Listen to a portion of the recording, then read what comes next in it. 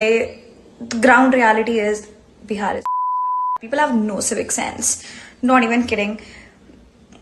The people who want to travel from Bihar to Delhi, it is just people have made it so fucking difficult for us because, oh God, they have zero civic sense. I mean it, zero civic sense. India developing country मुझे लगता है बस इसलिए है because Bihar है उसके अंदर. The day we remove Bihar from India it will be developed. मुझे जो गुस्सा है ना इस पे, मतलब people have civic sense. Indian railway की सबने.